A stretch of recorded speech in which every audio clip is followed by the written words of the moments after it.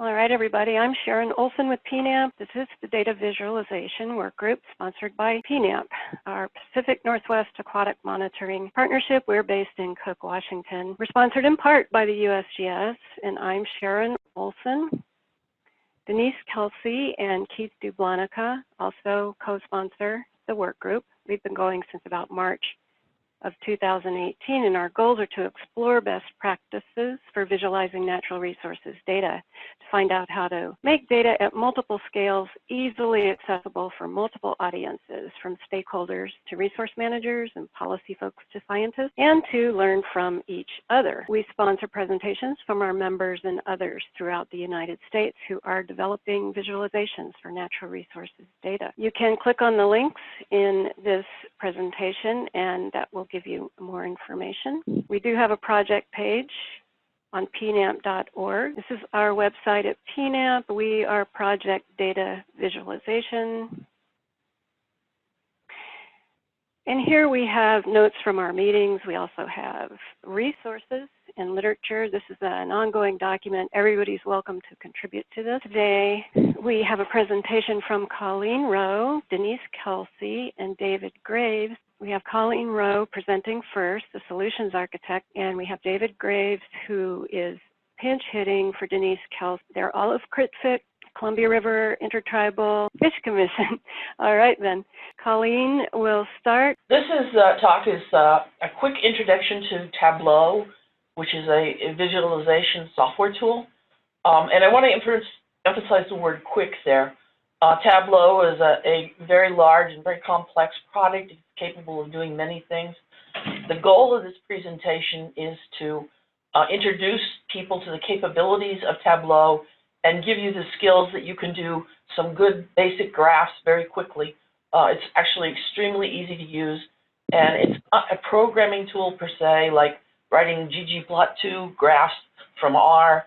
It's a drag and drop paradigm that allows you to create the graphics. So having said this, we'll just start in on the discussion. Okay, hang on. My forward key isn't forwarding. Let me try this. But before we get into Tableau itself, we have to take just about 2 minutes and do a brief foray into cognitive science, because there's a science behind the way Tableau does its visualizations and why they look like they do. And I just want to introduce you to that concept. The first thing is we'll talk about what do we mean by a visualization. Well, I borrowed this from dictionary.com, and I've outlined in red, I think, the most applicable of the definitions, and it's to make something perceptible to the mind or the imagination. So when you're creating a visualization of scientific information, you're trying to show the viewer what you've learned about the science and what is going out there in the natural world that's of importance. And that's the goal of the visualization tool. But the thing that Tableau does is it uses something called preattentive attributes. Preattentive attributes are information that the brain processes almost immediately when the light enters and the receptors on your eyes, before it goes back to the part of the brain that manages consciousness and awareness. It's basically, you know, we're the descendants ultimately of a prey animal, and prey animals always have to be on the lookout for change in their environment. So we have this very fast identification of something has changed or something is different, wired into our brains that allows us to see things very quickly. And the preattentive attributes are shown here in this series of icons. And if you look at each one of the icons sort of one at a time, you'll see without question, your eye always gets pulled to the thing that's different. For example, on the second row over to the right, where you have the one red dot in all the sea of gray dots, you know, you look right at the red dot. You can't help yourself. And this is what Tableau uses, is these preattentive attributes to create visualizations that really push information into your brain very quickly. And this was all based originally on a PhD thesis of a guy at Stanford University back in 2003. And that was the basis for the company. Now I'm going to show you a little experiment. I borrowed the next couple of slides actually from the Tableau website about how this works. And I can tell you what you're about to see, which is I'm going to go to a slide, and it's going to have a typical report that you would get out of the finance department. In this particular case, the report is about sales, and The columns in the report are the various regions of the sales, so the western states, the southern states, the northeastern states, and so on. And the rows are the product lines that they sell. And it's an office supply company, so they sell anything from paper to table and chairs. And I'm going to tell you that in one of the regions, one of the product lines is in pretty deep trouble. They're just not managing to sell anything like what they had predicted they would do. So I'm going to go to that slide, and I'm going to give you 2 seconds and see if you can find the place where the trouble is in 2 seconds. Here we go. Anybody find it? You have to go through and you have to read the whole thing. You have to find the things where there are negative numbers showing that something is below goal, and then you have to find all the other negative numbers in order to find where the problem really is. So now I'm going to show you a visualization of this using the Tableau product.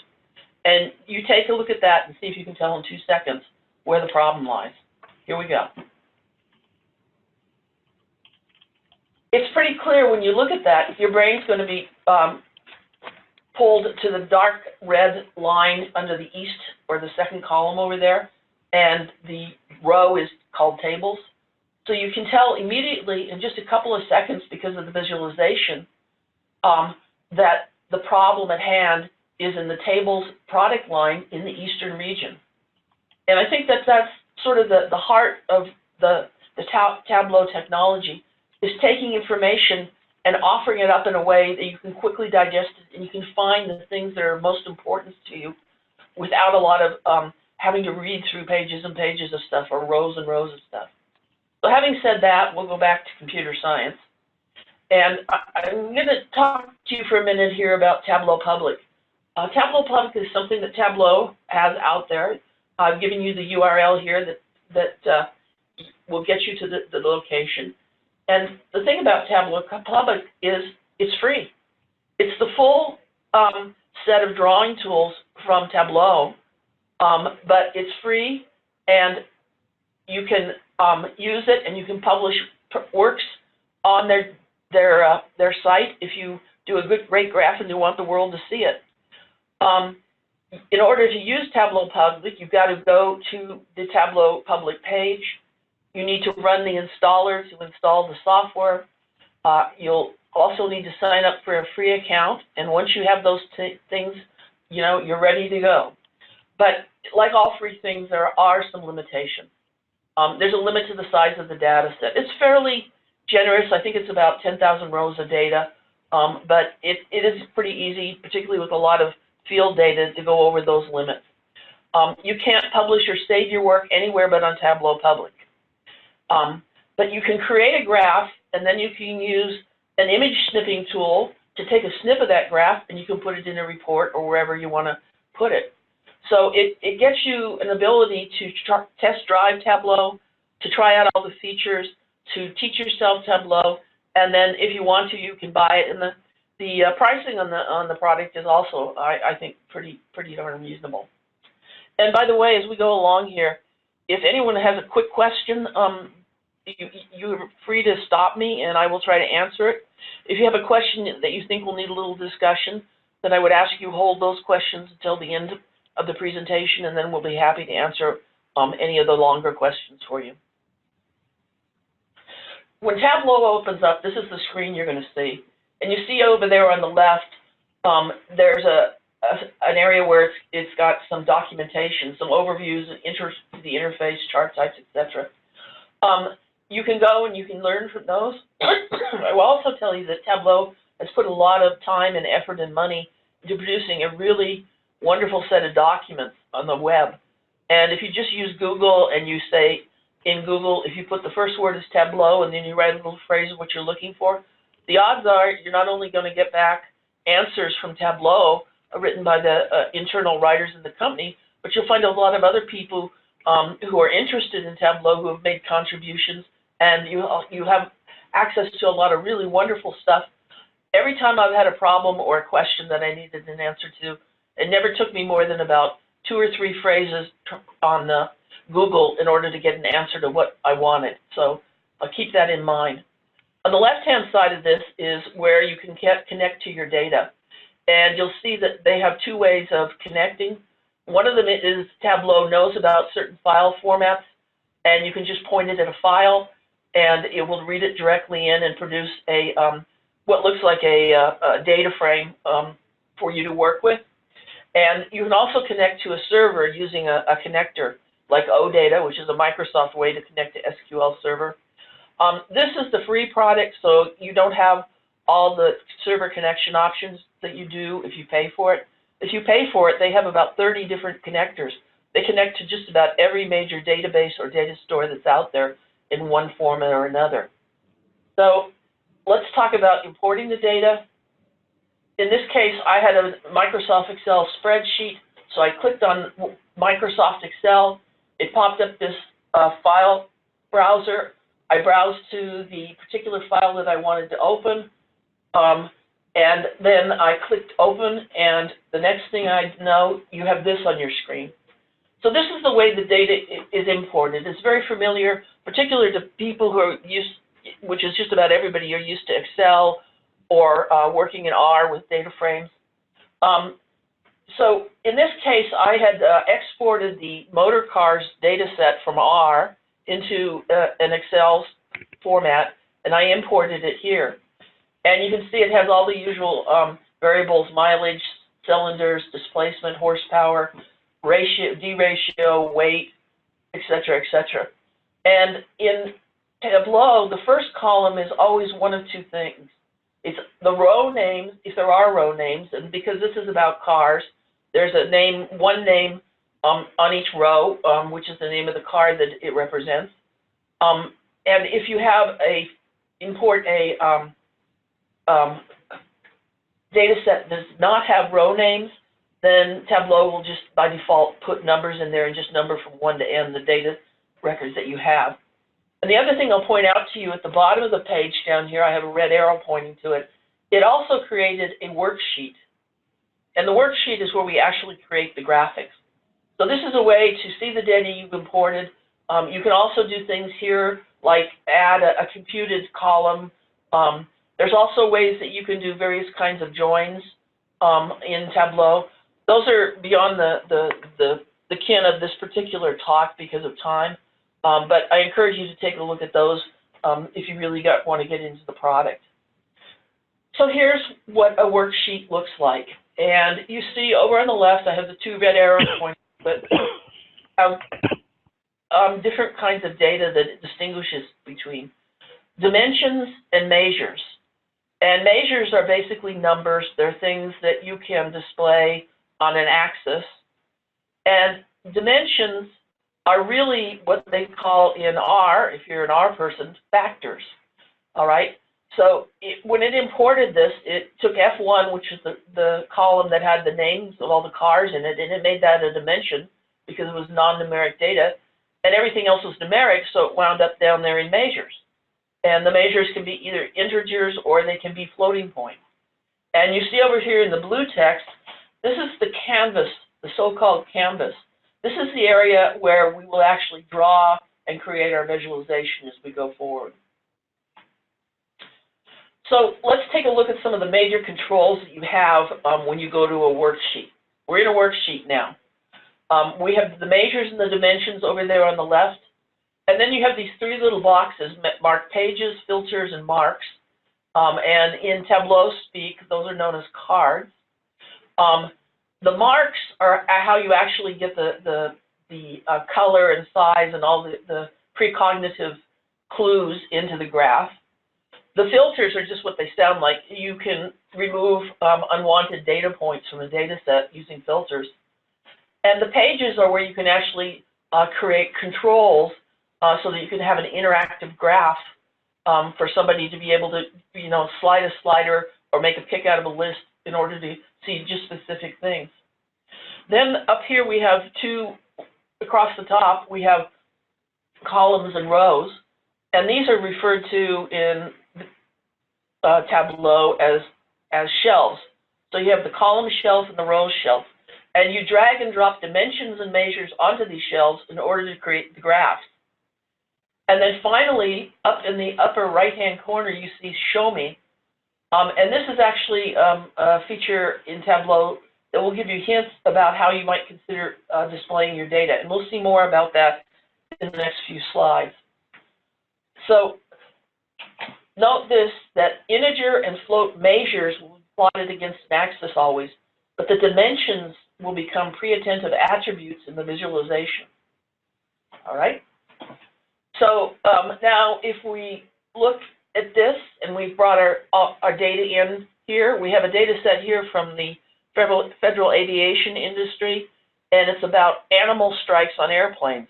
I don't know if you've ever had the privilege of being in a plane when they hit a bird or something, but not a good experience. And the FAA keeps very detailed records of all these.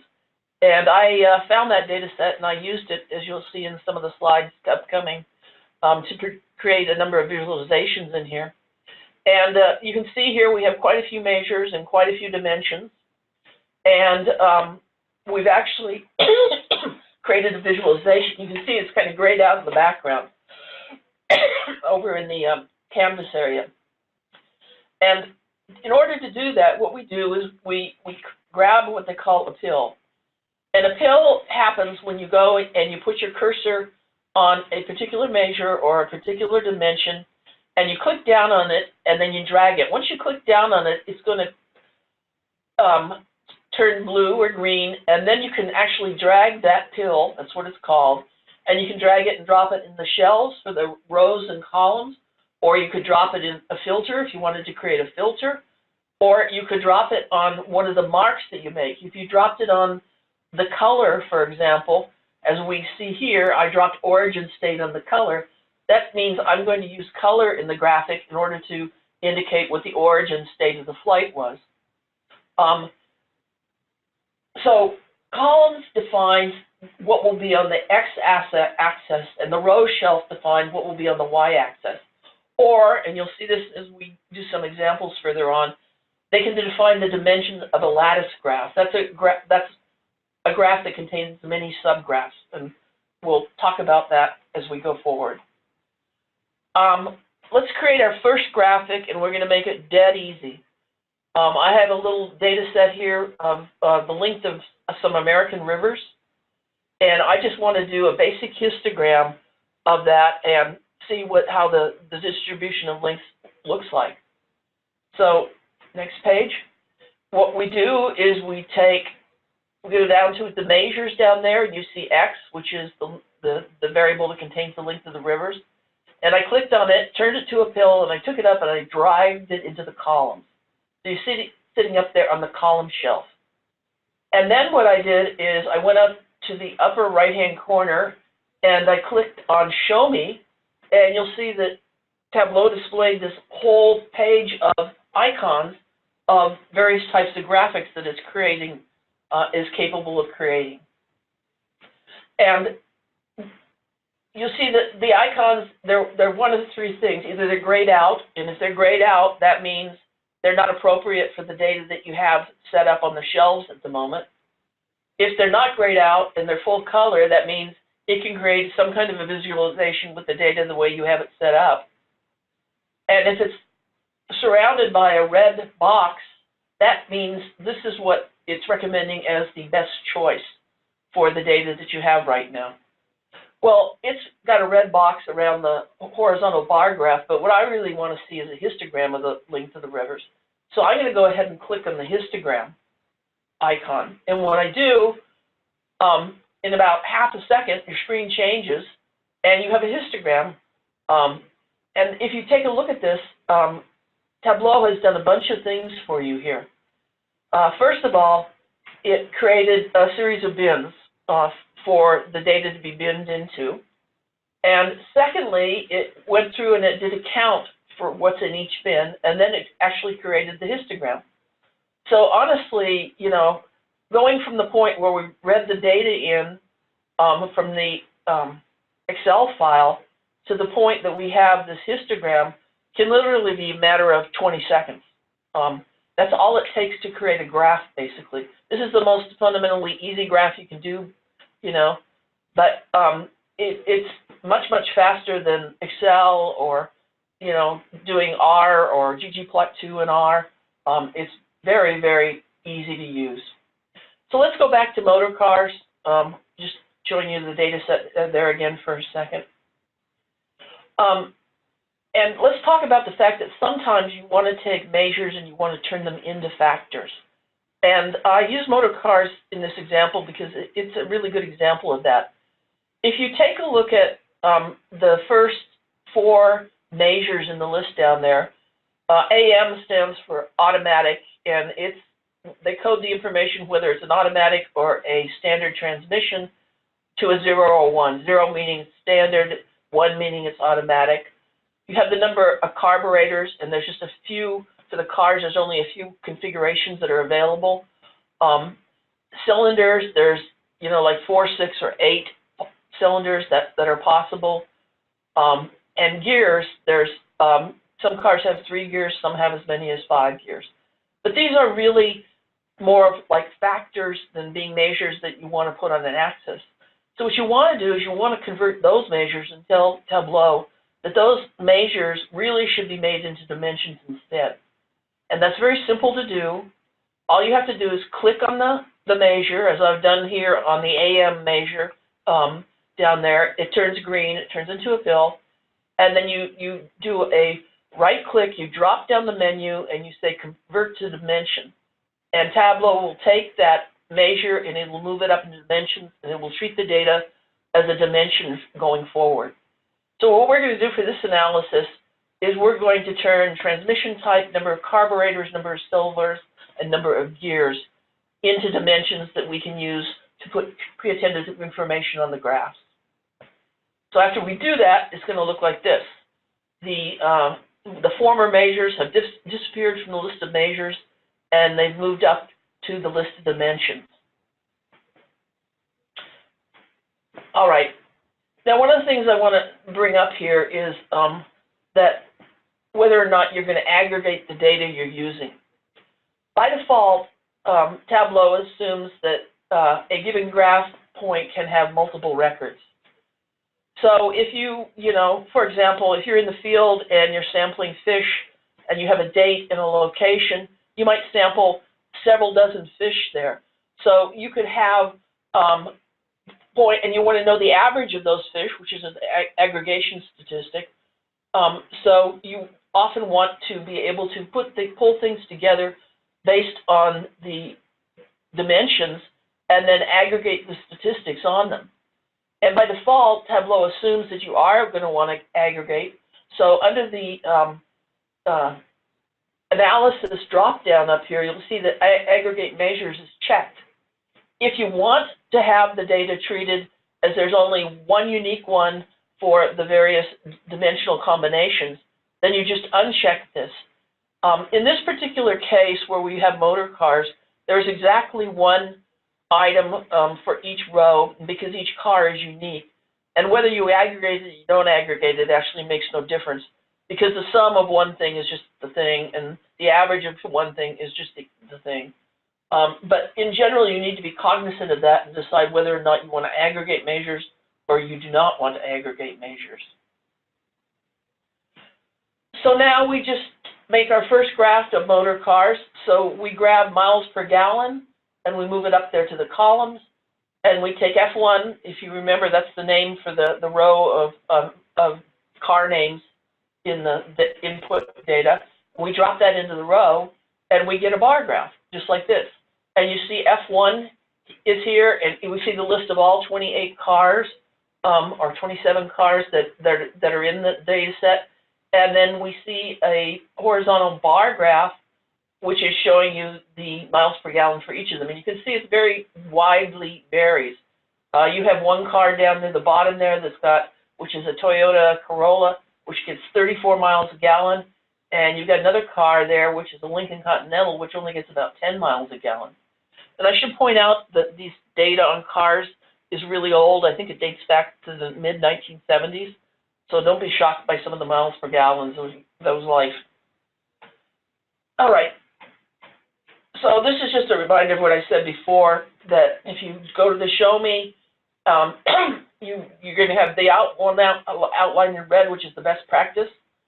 The ones that are not grayed out, that are not best practice, but they can definitely be used in this case, And finally, the grayed out ones are not available to you with the data that you have in the shelves right now. So let's drag one more measure into this. We're trying to figure out what's the relationship between mileage and other things about the car. So why don't we drag horsepower up and drop it into the column shelf. And so now what we get, you see, is a simple lattice graph, just two side-by-side graphs. The first one is miles per gallon, and the second one is horsepower. And if you look at this, go back and you look at the show me hints over there, you'll find that things have changed. And that all of a sudden, Tableau is saying, hey, you don't want a bar graph, you want a scattergram, because you have two variables, you can plot them against each other. So if we click on that, it will change this to a scattergram for us, and we see something like this. Now, the first thing you might want to notice here is when you put the data in this form, it becomes fairly evident that there's a negative correlation between miles per gallon and horsepower, which I don't think will come to as a surprise to anybody.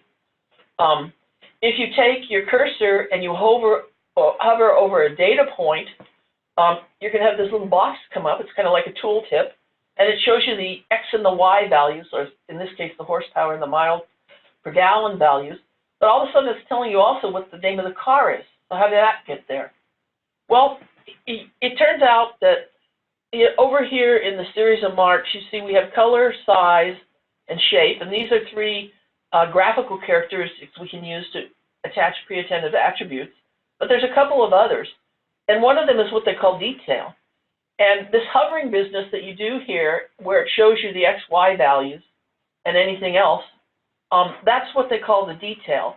So what I had done previously is I had taken the F1 dimension and I clicked on it and dragged it and dropped it into the detail. And so now whenever I hover over a point, I get to see what the name of the car is, as well as the miles per gallon and the horsepower associated with it. Pretty simple, but nice. All right, so now we're going to go kind of whole hog here, and we're going to create a much more complicated graph. It's still basically the information we saw before. We still see the negative correlation between horsepower and miles per gallon. But now we've taken, as you can see over here in the far right, we have also used the preattentive attributes to plot the number of carburetors in a car, the number of cylinders in a car, and the number of gears in a car.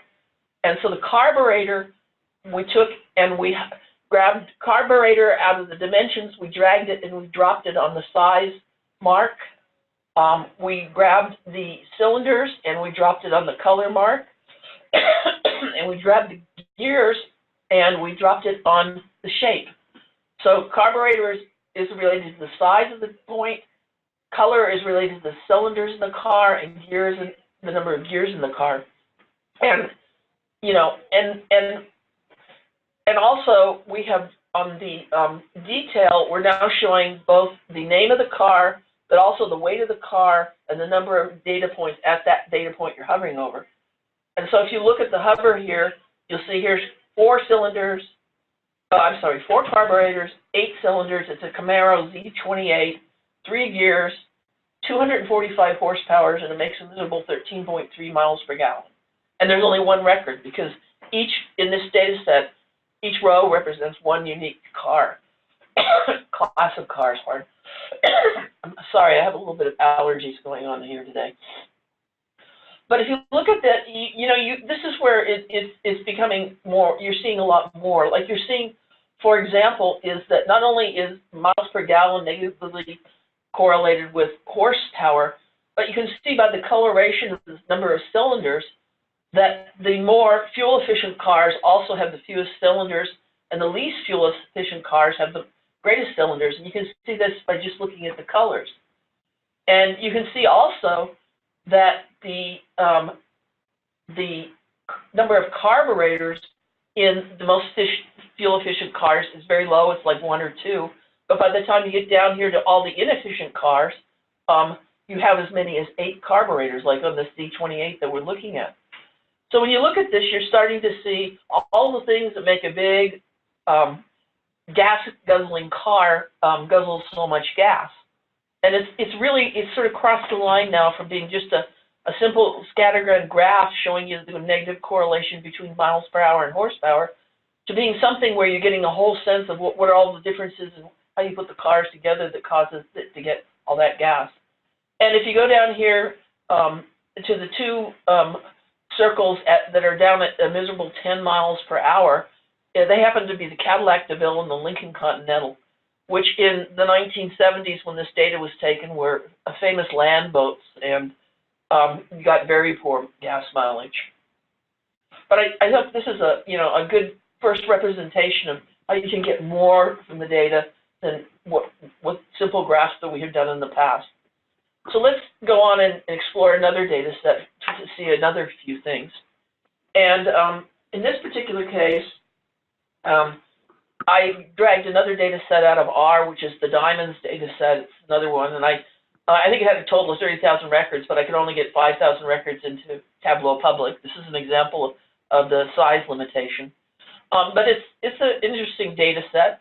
So here we have the carat of the diamonds, the cut, the color, the clarity, depth, the table, which is the flat surface on the top, the price, and then the XYZ are the dimensions of a enclosing box, if you will. So it sort of gives you a sense of the volume of the diamond. And I took that data and I made a pretty simple graph. I took and I put the clarity in the column shelf and the cut in the rows. And then I took the carat and I dropped that on the color. I took the price and I dropped that on the size. And I took the count or the number of diamonds that they're classified at any particular point, and I dropped that on the details. So we get a graph here, and you can see, here's the matrix with clarity across the top, cut down the side. And then you'll see over here, we have the chart. So we have, in this case, I mapped the color, not to a specific color, but to a range of colors. And it's actually going from a cool color to a hot color. So you can see the difference. And then the average price is mapped into the squares. And in this particular case, there wasn't a big spread in the price, or not that big a spread, so the squares are a little bit hard to tell apart. But I can show you something else that's interesting in the next one. If you took and you hovered over this particular graph that I made for you, so we hover over that lowest right corner of the matrix, what's going to happen is it's going to pop up the details like they did before, and so it's telling you the clarity, the cut, and for some reason there's a bug, and the average price and the average carat didn't show up. But also notice that we have a graph, and this graph is a graph that just represents what's going on in the diamonds that are in that particular square of the matrix. And in this case, I'm plotting price against the count of the number in the particular price bin. And the color tells you actually the clarity of the stone.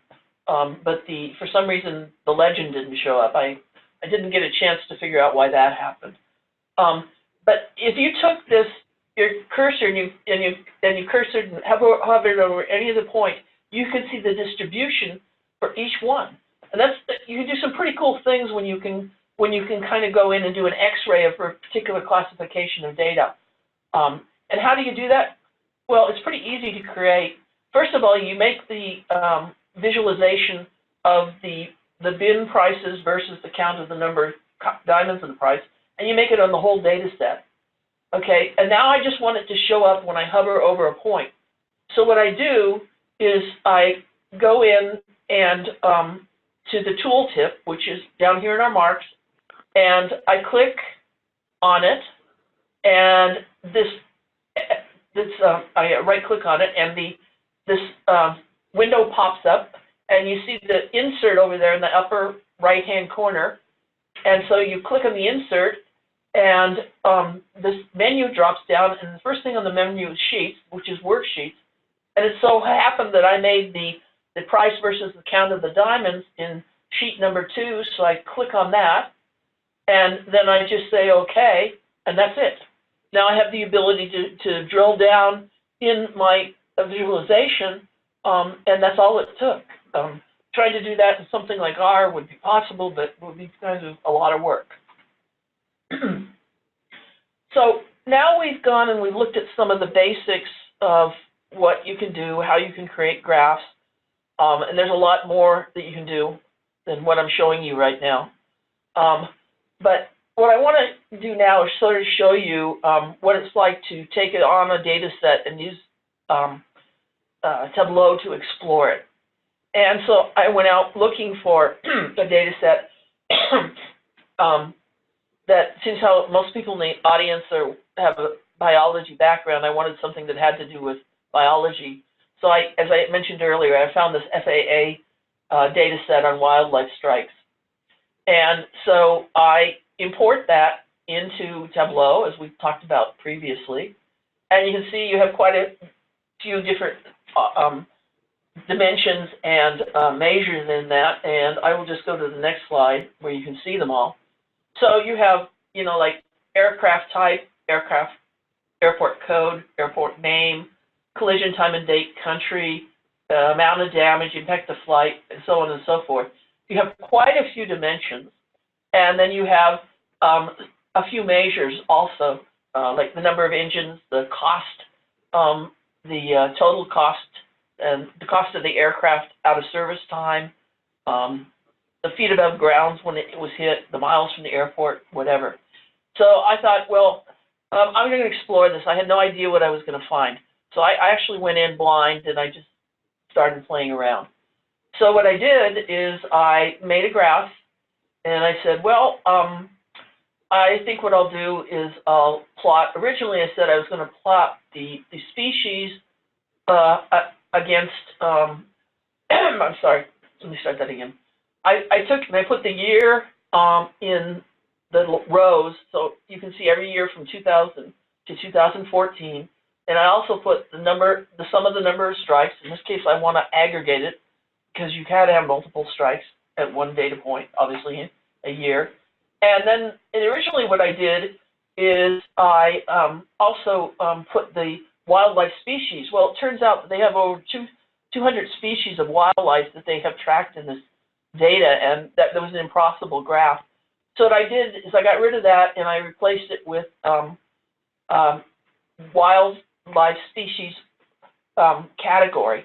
And they only had 4 categories. And you can see them there: bats, birds, reptiles, and terrestrial mammals. So I got this graph up, and it takes half a second to look at it and say, well, the problem with birds absolutely dwarfs everything else that's out there. We don't have that much problem with bats, and we don't have that much problem with terrestrial animals. So let's investigate further. So what I wanted to do is I wanted to filter the data, and I wanted to get a graph that was only going to be about the birds, because this is the thing where the biggest problem lies, and I wanted to understand it better. So what I did is I clicked on the animal wildlife category and turned it into a pill. And I dragged the pill and I dropped it into the filters box up there. And once the pill was in the filters box, this window opened. And you'll see that it's given me the opportunity. It recognizes that there's only 4 major categories of animals, and it gives me a checklist. And basically, all I have to do is check the data I actually want to see, and then click the Apply button in the lower right-hand corner and the OK button. So in this particular case, I just clicked birds and said Apply OK, and then I got this graph. And then I thought too that I wanted to know something about the impact of the effect on the flight. And when I plotted it, I originally discovered there were a whole bunch of nulls in there. So what I did is I clicked on the effect of impact of flight, dropped it in the filters, and I created a filter to filter out all the nulls. So I only had good data. And then I got this graph. And I also took the effect of the impact on the flight, and I dropped that onto the color mark. And so now we have a legend over here that tells me what happened to the flight, what the effect was: engine shut down, aborted takeoff, precautionary landing, or other. And we have a stacked bar graph where we can see in each bar what number of, or more like what percentage of things for each one of these kinds of problems. And unfortunately, it looks like that waterfowl are responsible for creating the most engine shutdowns. And I'm told that they tend to be the biggest birds, so I guess that's the reason why.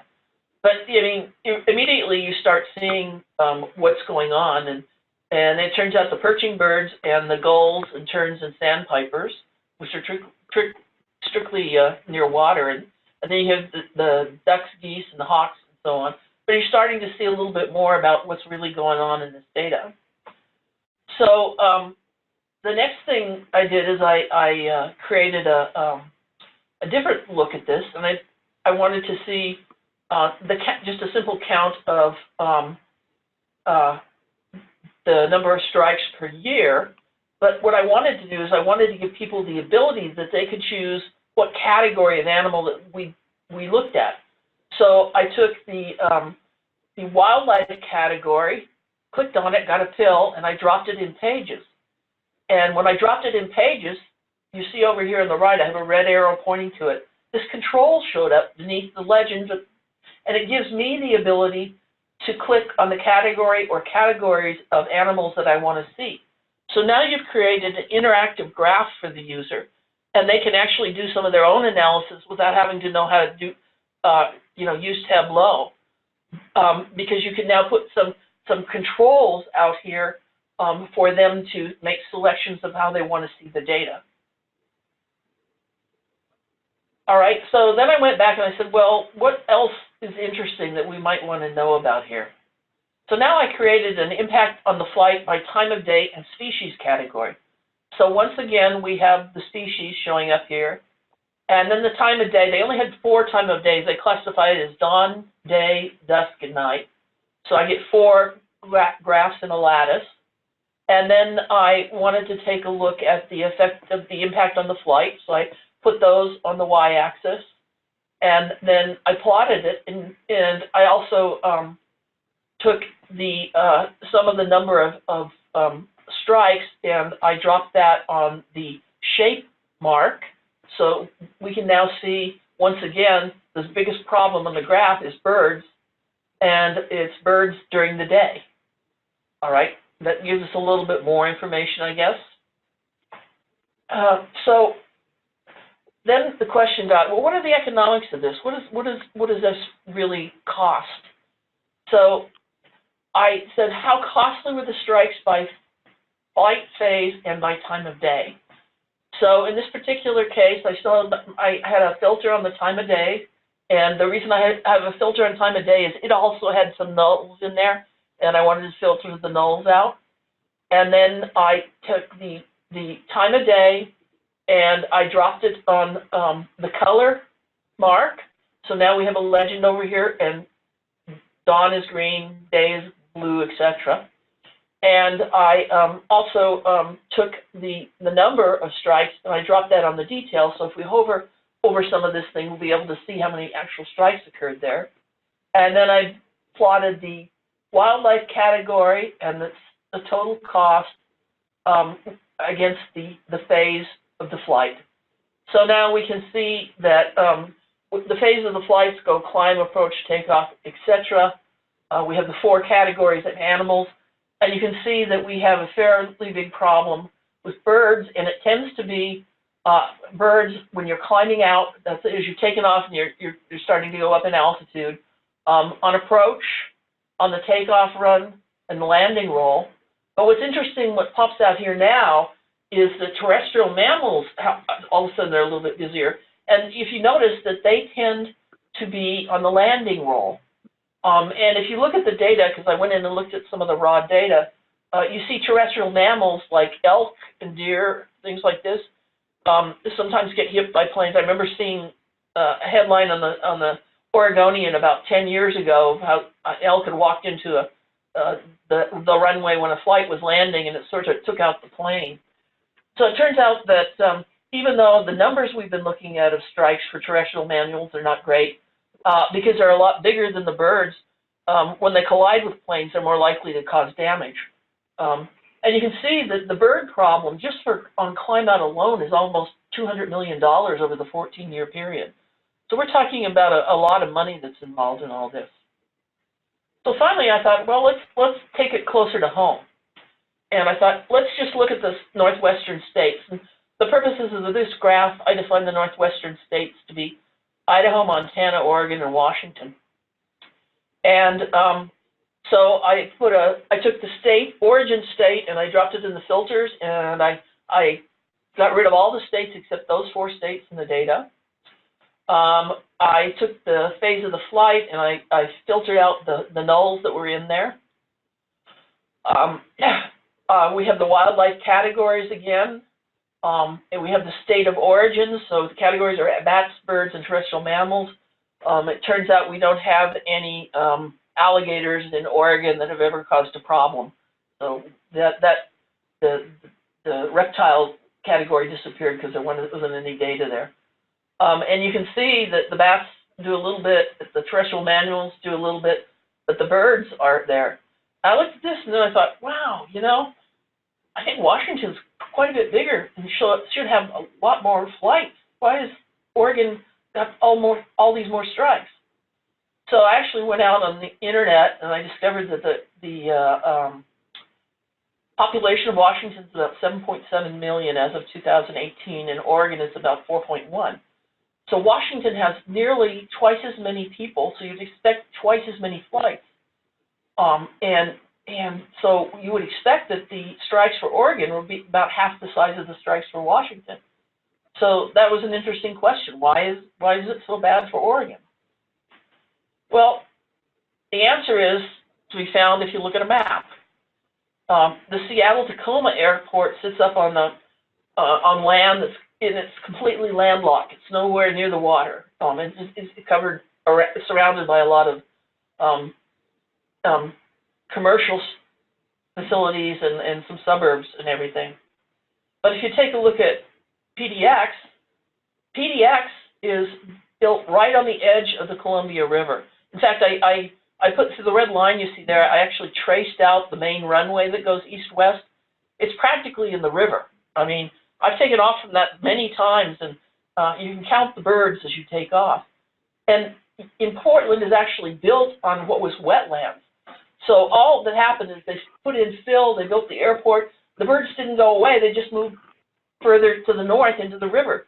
And so we just have a lot more birds around the airport, and that's why our statistics are so bad. And in point of fact, if you look at I don't have this graph in this package, but I did the numbers. If you look at the top 5 animal strike places, the top 4 are New York, Florida, Texas, and California, which, no surprise, are our 4 most populous states. You know, California is almost 40 million people. But the 5th one in the list is Portland. So we have a really high bird strike rate here in Portland. And, you know, the moral of all this is, you know, you don't want to build an airport on or by wetlands. It's a bad idea. So I wasn't expecting to find out anything particularly from this talk, from this analysis. I was just looking to make interesting graphs about biological data. But I actually uncovered a very interesting fact about Portland and this airport. So what do we learn so far? Okay, measures need to be displayed on an axis or as colors. Dimensions can affect display in several ways. They can lattice the data, we can color points, we can change the size of points, we can use different shapes for the points. We can add any value to a tooltip so it displays when the point is hovered over. We can add another graph to a tooltip to display information about data points in that node. Tableau will recommend to you the best choices for your data, the best graph choices for your data. We can aggregate data in a point by using various math functions. I didn't actually go through all the math functions that are available, but if you go to the analysis drop-down menu, you can see, get a list of them. And I think the lesson that I really learned when I played with this data is we really need to try several graphs before we get an effective visualization. I know, you know, I just ran through the data there on the airport in, you know, about 15 minutes. But the actual analysis I did, it took me about an hour and a half. But considering I was starting with data I'd never seen before in my life, and I actually got to a meaningful conclusion. I think it shows you, the power of having something where you can get very quick feedback on data, and you can look at it and you can slice it and dice it and look at it displayed in different ways. And there's a lot of different graphs that they're capable of doing. And there's some really hidden gems of information that you can uncover using this tool. So I'm only going to cover another few minutes here, and then I'm going to hand this over to David. I have just a handful of slides here. After you get visualizations worked out in worksheets, then you can build a dashboard. Dashboards can be very complex to build. Dashboards are worth probably a 2-hour tutorial just to get started in making a good one.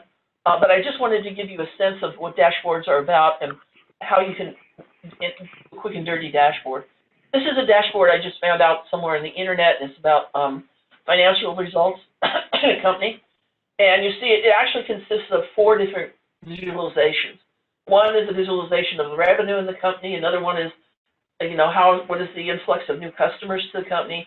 Another one is the average revenue per customer. And lastly, the cost of acquisition versus the lifetime value of revenue from a customer. And this is meant for some company in Europe, obviously, because this is in euros, for somebody to go in and very quickly, like a CEO or a financial officer or someone, see the overall state of the company. You can see right away the revenue looks good, and they get a green check mark because of that. The customer, they've been a little rocky about getting new customers. They're below goal. The revenue per customer has come up very nicely in 2 years, and they're getting pretty good return on the investment it takes to bring in a new customer. And you can look at all that in about 3 minutes, and that's the power of a dashboard, is you can show people a lot. And one tip, an important tip, is that in Western society, people are trained to read from upper left to lower right. So when you create a dashboard and you have multiple visualizations on it, you want to put the most important visualization on the upper left and the least important visualization on the lower right, because that's the way that people will look at it. And also notice they do some nice things here. Like if somebody's in a real hurry and somebody's going on a trip, they just get this and want to see what the general results are. They can go green check, green check, green check. Oh, this is the problem. I got to look at that when I get back from the trip. Little things like that help a lot. So what you want to do, first of all, is create an empty dashboard. And that icon that the red arrow down here is pointing to is the thing that will create it. And when it comes up, you're going to see this. And over on the left-hand side, you have 2 tabs, Dashboard and Layout. And in the Dashboard tab, you can set the size of the dashboard. It has a list of all the sheets that you have in this particular project. And any of the sheets in the project you can take and draw and drop onto the canvases under all my comments here. And then there's various kinds of objects. You can bring in text, you can bring in an image or web page, you can put a button on it, so on and so forth. If you take a look at the layout page, you can set the size of the dashboard there. It also displays something called the dashboard hierarchy, which is very important when you get into really laying out dashboards carefully. But I'm not going to say anything more than that about that right now. So what we're going to do is we're going to hover over one of our sheets, and when you do, you get a little thumbnail. You find the one you want, you drag it, and you just drop it right on the canvas. Okay? And you'll notice that when I drag and drop this on the canvas, not only the visualization came, but also the legend that belonged to the visualization too. Now there's some space here at the bottom. I'm going to drag and drop another one there. Now I have 2 visualizations on my dashboard, and also the legend for the second visualization came over. Anyway, I'm going to go ahead and I will finish by bringing over a few more. Now in 3 minutes, I have a very quick and dirty dashboard. But if you're just trying to show somebody preliminary results or something, you can create this whole thing in no time. You can save it, you can take an image of it and send it to a colleague, whatever it is you want to do. And I will just point over here on the hierarchy. You can see here that's showing you what the actual hierarchy is, and it's kind of a complicated topic, which is why I'm not going to get into it, because I'm about out of time and David is sitting here waiting. Last thing, I wanted to show you this. I thought this was a really great visualization that was built with Tableau. this is a summary of the Portland climate. And this is what they call a radar graph over here on the right. And the radar graph goes around in a circle and starts with January near the top of the thing. And we go to February, March, April, May, all the way back around till December. And they have plotted with the pink lines, the high and low temperatures of every day, with the white lines, the average wind for every day. The circles indicate when we have gusts, if you have strong gusts. And you can see the whole Portland climate in one thing. You can see up in January, the temperatures are low, and as you go out, they spin out further until you get all the way out to July, August, and then they start coming back down again. You can also see from the blue when the rain occurs. And over here on the left-hand side, this thing is comparing the London climate to the Portland climate. So in the first graph, the blue lines are the average rainfall in Portland in a month, and the white lines are for London, England.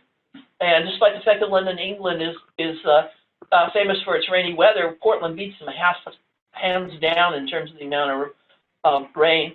The wind, in that case, it's actually windier to live in London than it is to live in Portland. And the cold, well, temperature-wise, they're not too different. There's a little bit higher highs and lower lows in Portland, but actually pretty similar climates. And that's all in one page. And I think that's a really excellent example of a good visualization and workbook. So now I'm going to hand this over to David, and he's going to talk to you about spatial data. Okay. Thank you, Colleen. So I'm going to talk about using spatial data in Tableau and walk through some examples that Denise put together of using spatial data in Tableau. And when we say spatial data, we mean data that has explicit geographic locations included with it. And I just want to apologize in advance. This won't be as smooth as if Denise did it. I'm going to be basically reading off her notes, and she did all the work to create this presentation. So in Tableau, there are two ways to map spatial data. And as Colleen mentioned earlier, Tableau has dimensions and measures. And so if you pull GIS data out, it conveniently fits into this paradigm really well because GIS data has attributes about features, about map features, and those fit as dimensions. And GIS data also has coordinates, which are like a latitude, longitude, or a UTM or something like that, and those fit into measures.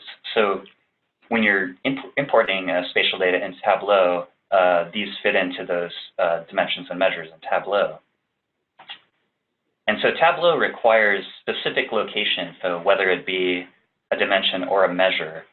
If it's a dimension, you can use something like a city or a state or a country to map something in Tableau, but if it's not specific, it doesn't know exactly where to put it. For example, if your state was Oregon, it's going to know where to put that geographically. But if you just have the city as Portland, it doesn't know, is that Portland, Oregon, or is that Portland, Maine? So in that case, you really should carry at least the city and the state in order to map that. With coordinate information or measures, it's more specific, of course, to have that sort of information, but it's still good to know a few key details about the GIS info or the spatial data you're using. For example, the datum is important. Most data that you're going to collect on GPS is in WGS84 or NAT83, basically the same thing, that datum. But if it's in a different datum, you need to note that and specify that with Tableau. So here's the first example using spatial data in Tableau. I know this is kind of hard to see, but that blue column shows a country and a state. So that is where the location information is carried for that data. And so it's always a good practice if you're importing data into Tableau to explore it first and kind of know what you're dealing with. In this case, what is the spatial information that's carried with that data? But just using data from that table, we're able to quickly create a map. And as presented by Colleen earlier, once you load data into Tableau, you'll want to start with a new sheet to use your data. And so under dimensions, it read the states there, and a base map of US states appears in Tableau. So then I'm going to read this from Denise's notes, but she dragged the origin state onto details, which means if you hover over a state, you'll get info related to that state. We can tell two things from the data here right away based on the mapping this data. First, that all states are in the continental United States. And 2, because they were not mapped, Alaska and Hawaii apparently are not part of this data set. And so this map shows the number of strikes on states. So under measures, I've dragged number of strikes onto color, and Tableau has created a ramp of blue that ranges from 0 to over 3,000 strikes per state, which is listed on the right side of the map at the bottom. Note here that this is the sum of the number of strikes for all the airports in each state, and you can see that as the word sum that has been added to the number of strikes pill in the marks window. Also of note is that now when hovering over a state on the map with your mouse, the pop-up window shows 2 pieces of information. You can see that where the arrow is at New Jersey. One item that I wanted to play with visually was to look at species strikes per state. So I added data, the wildlife species to filter in the window above marks. And this created a list of species on the right side of the map with checkboxes to turn information on and off within the map. This next map, such as it is badger strikes per states. So in the list to the right, I have unchecked all at the top and checked badger back on. And so this state, this perfectly almost square state, is Colorado. And now next, let's see about the species that should be very common across the US. This map here shows mallard strikes per state. Here I've turned badger off and turned on mallard. Note that the color ramp has adjusted and now shows the value from 1 to 27 strikes. We can start to ask questions of our data from looking at this map and patterns. For example, why are there 0 strikes of mallards in several southern states? And second, why states with very high strike numbers, which are shown in dark blue, are scattered in different parts of the United States?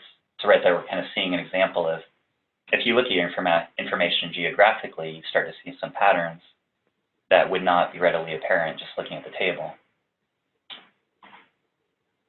Second, this is the demonstration here of using longitude and latitude data in Tableau. This is a set of the larger airports in Oregon that I researched and then found on Google Earth, where I recorded the latitude and longitude with the airport name on an Excel sheet as a data source. A sheet opens here showing the data I just imported. Here we're creating a map of latitude and longitude data in Oregon using that data. So I've dragged longitude and latitude in the columns and rows at the top to create a map. Notice here that lat and long are not generated because they are real data in the data set. Unlike when we were using the states, it generated that information just using that state name. But here we have actual coordinate measures. I also have 2 fields under dimensions, state and airport name. Tableau created the state, which is indicated by a globe icon, and placed a point in Oregon. Note that the point is not in the center of the state. This is because Tableau used the real latitude and longitude data to place the point in the spatial average location of the airports in my table. And so here we see a map in Tableau of those Oregon airports. I dragged the airport name onto color in the marks window, and Tableau picked a color scheme to display each airport in a different color, which I could adjust if I wanted to. I then dragged airport name onto label in an attempt to auto-label the airports in the map. However, some airports near Portland, Oregon have a labeling conflict, so only some of those are labeled. This is a common thing if you're creating a map in GIS too. If you have a lot of points close together, it may not be able to show all those labels at the font resolution that you want. For those points that are not labeled, Tableau will let you annotate those missing labels.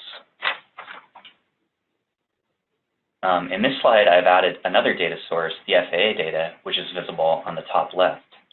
I first have to set up a join between the two data sets.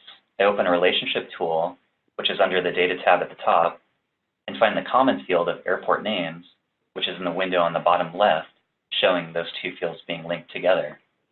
I next drag the number of strikes to size, and then drag number of strikes to color. And this time I selected a color ramp of red. The legends, which are shown to the right of the map, show that Portland International Airport has 495 strikes, with the largest circle and the darkest red. In Southern Oregon, the Rogue and Klamath airports have strikes in the 30s, as seen in the pop-up window. So this is a quick demo of mapping location data found within a data set. Next here, how are we doing on time? Okay. So this slide just lists some things to keep in mind when using spatial files. You can join other tabular data to the spatial files using common fields.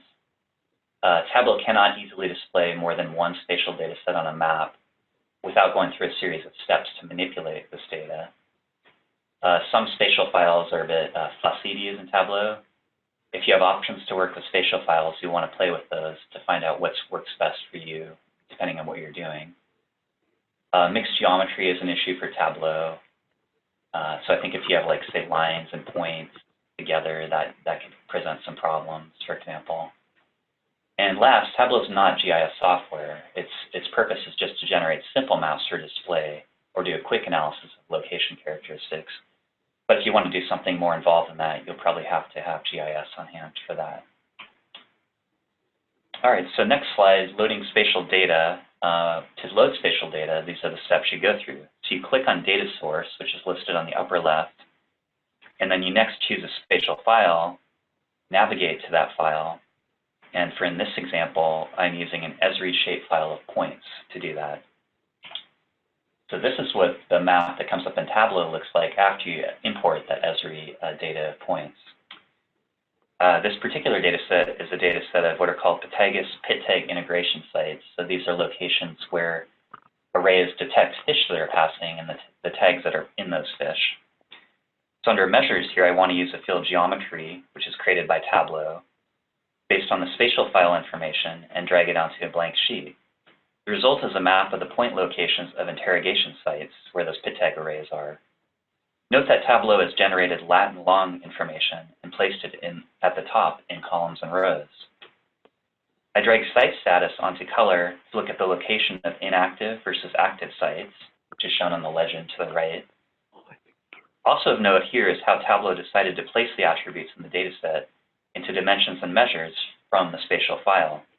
It correctly placed the year fields in dimensions data, because we will most likely use that as a quality value and not as a measurable quantity.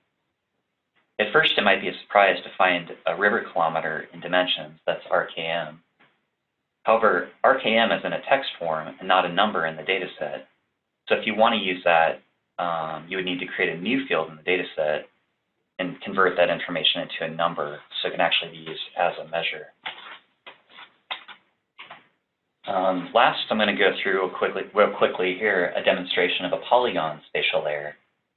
So for those not familiar with GIS, a polygon is used to describe something that is two-dimensional, and it can be a square, circle, or an irregular shape, as you can see right here with all the polygons that are drawn in colors on the map. This particular data set was from a KML, like a Google Earth data source, of the Northwest Conservation and Planning Council subbasin sites. So these are hydrologic subbasins within the Columbia Basin and the coastal areas of Washington and Oregon. And each one of these is a polygon on the map. So when importing these, again, I drag geometry onto the blank sheet for mapping. I used color associated with name to see the subbasins more clearly and distinguish them, and also to generate a legend of all the subbasins with their names, which is shown on the right side of the map. Of note here is that the background of the map is now automatically shown in a dark color, so those stand out. So if you click the Map tab, which is at the top, a window opens on the far left side of the map where map layer choice can be made. Here I selected Dark under Style, resulting in a dark base map to offset the colorful basins. So I'm sorry, that wasn't an automatic thing, but that was something that Denise did when she created the map, is that she changed that background. And then last, here's a demonstration of linear spatial data. So here I used an ArcGIS linear shapefile of some of the major rivers and creeks of the Columbia River Basin. Of note is that when mapping linear features in Tableau, some of the user literature and training videos only mention points and polygons, because this is sort of a new addition to Tableau. So it might not be as easy to find some of the help resources as you would with the other two data types. I also want to point out here there's another difference between Tableau and GIS software in using spatial data. Unless a distinguishing attribute that separates the rivers is used on one or more of the marks, such as labels or details, Tableau displays any group of objects as one object. It won't see them as separate objects. which is something that the GIS software would automatically do in this case. So in the first map, which is shown on the left, I use names with detail, and with my mouse I can pick out the different features which are highlighted and named. For example, in that map, the name Columbia River is chosen, and then Tableau is able to isolate that as one feature within that map, and you can see that extending all the way from the mouth up into Canada. In the second map on the right, I've removed names, and now when I hover over the Columbia Basin linear feature, all the rivers are selected as a single unit, so you're not using that distinguishing feature. So I think we have a little bit of time. Colleen, you want to have some time for questions, so I think we have 3 more slides. Oh, are there 3 more slides? Okay, Yep. Sorry. Okay, we'll let you jump back up here. These last 3 slides are just for information to get you started. This is a book. It's a very good book, very big book, about 600 pages. But it was written by engineers who wrote Tableau and the consultants in the company who actually are experts in using the tool. So if you're looking for a good general reference, have a look-see, and you can probably get one used at Amazon for a lot less money than new. This is a free online resource, very good. It teaches you some of the best practices in visual analytics. And then finally, and this is another good free resource, the 10 Commandments of Visualization. It's a white paper. I recommend it to you, and the URL is there. And with that, I am done with slides, and if anybody has any questions you'd like to ask myself or David, please feel free to do so. Hi, Colleen and David. I just want to say thank you for a pretty thorough introduction to Tableau. This is Monica from Northwest Fishery Science Center. I've had problems trying to get some Esri shapefiles in Tableau, so I've been trying to use some of the hooks to display. Have you ever had a problem where it doesn't show geometry and it won't recognize it as a shapefile? I have not worked with that too much, but I'll pass that question on to Denise and see. I've only used a little bit of GIS data in Tableau, so she's better to answer it at this point. Okay. Hey, this is Kunya Song with Ecology. Yes, so it looks like it's a much more improved version of Excel pivot table or chart. And can you also see that statistical summary that is used for the graph, or is it just the graph? I'm not familiar with the statistical summary. Okay. And then another question is how easy is it to modify the graph, like making a break in the X or Y axes, or only display the certain ranges? One thing I didn't get into, but I'm kind of glad you asked this question, is that Tableau basically does things in a pretty intuitive way. For example, you'll notice that on the worksheet, it says like title here or something like that. If you just go up there, you click on it, it opens it up. You can edit, you can change it. You can click on the axes, and a editing window will come up, and then it gives you all sorts of options that you can do. Whether or not they support a break, I don't know. I'm guessing they probably do, but it's not something I have tried to use today. We have a question from the chat. It says, awesome overview. My question is, when do you create new sheets? Several examples showed up to 8 sheets open. Usually what I do is if I get a graph and I kind of like it, but it's not quite right, what I often do is I open up a new sheet and then I just create the graph I already had, and then I start making changes.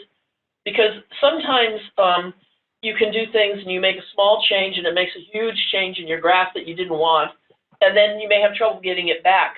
So I always find when I get something and it's pretty good, I sort of save that off, I open a new sheet, I recreate the graph I've already got, and then I start making changes.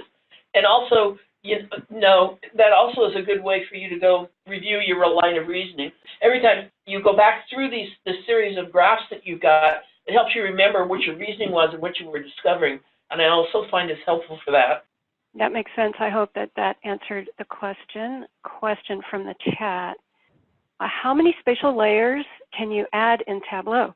For example, in ArcMap, you could add as many layers as you want, points for airport, lines for rivers, polygons for some other variable, etc., all on the same map as different layers. Can you do that in Tableau too? Sorry to punt again, but I will ask Denise that question too. I'm not sure the answer. Colleen, do you have an idea about that? Have you seen enough visualizations in Tableau to know, or anyone else on the phone? The addition is you can probably put several in, but I would guess that it's not unlimited like it would be in GIS, because as David pointed out, it's not a GIS product. It just has some GIS capabilities. All right, and another question. What's the difference between connecting to data via the Data Source tab and the New Data Source icon in the worksheet?